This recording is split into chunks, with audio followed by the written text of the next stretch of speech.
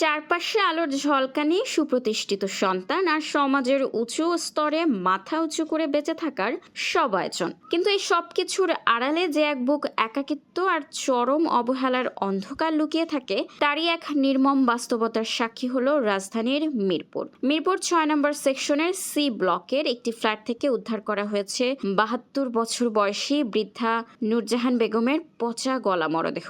পুলিশের ধারণা, উদ্ধারের অন্তত এক সপ্তাহ আগে পৃথিবীর মায়া ত্যাগ করেছেন এই বৃদ্ধা, কিন্তু চারপাশের কেউ টের পায়নি সেই চলে যাওয়া।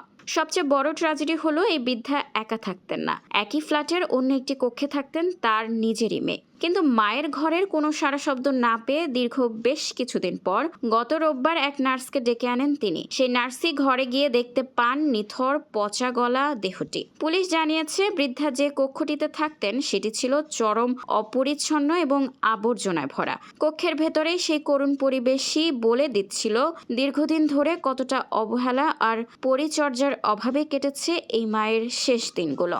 জানা যায়, মৃত নূরজাহান বেগমের ৩ ছেলে সমাজে সুপ্রতিষ্ঠিত। তাদের একজন সরকারের উচ্চপদস্থ কর্মকর্তা, যুগ্ম সচিব, একজন বুয়েটের শিক্ষক এবং অন্যজন প্রবাসী, থাকেন কানাডায়। মেয়ের জামাতাও ছিলেন ঢাকা বিশ্ববিদ্যালয়ের শিক্ষক। অথচ সন্তানদের এমন আকাশছোঁয়া সাফল্যের দিনেও মায়ের ভাগ্যে জোটেনি যৎসামান্য একটু যত্ন কিংবা ভালোবাসা। সন্তানদের সুপ্রতিষ্ঠিত করতে যে মা নিজের পুরো জীবন বিলিয়ে দিয়েছিলেন, শেষ বয়সে এসে সেই মায়ের এমন নিঃসঙ্গ ও অবমাননাকর বিদায় সমাজকে এক বড় প্রশ্নের মুখে দাঁড় করিয়ে দিল। সম্পর্কের এই চরম অবক্ষয়ের শেষ কোথায়?